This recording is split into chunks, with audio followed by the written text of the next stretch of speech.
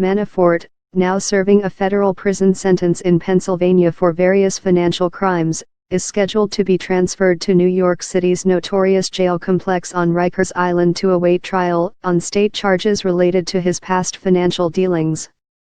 The New York Times reported Tuesday that he would likely be segregated from the general jail population and held in isolation.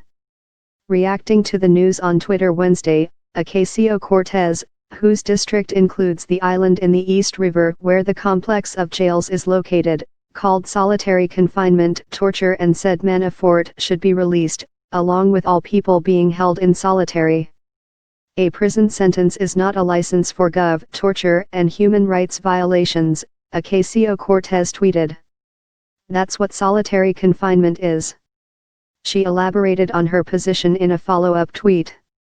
Progressive activists and organizations including the American Civil Liberties Union have called for an end to solitary confinement, which many prisons use as a form of punishment for inmates who break the rules. It typically means locking the prisoner in his or her cell for 23 hours a day. But according to the Times, high-profile inmates like Manafort are generally held in protective custody and isolated from the general population on Rikers, which holds around 7,500 detainees awaiting trial, or prisoners serving short sentences. The city plans to phase out the complex in the next decade. In Manafort's case, being held in isolation is not punishment.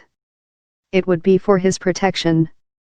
An unnamed law enforcement official told the Times that the 70-year-old would most likely be housed in a former prison hospital on the island. A law enforcement official familiar with the jail's practices said he would probably be held in one of the oldest buildings in the island, known as the North Infirmary Command, which was built in the early 1930s, or in one of the complex's newest structures, a set of fiberglass tent-like structures known as sprungs.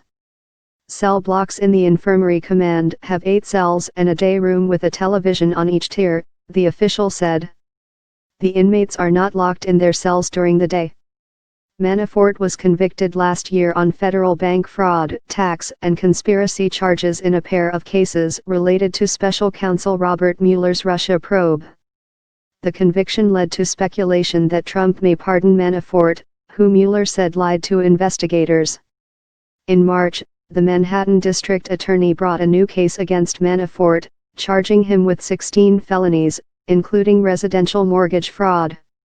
If convicted on the state charges, Manafort would still face prison time even if Trump pardoned him for his federal crimes. Manafort is expected to be transferred to Rikers within the next few weeks. He will remain there while awaiting his trial in New York.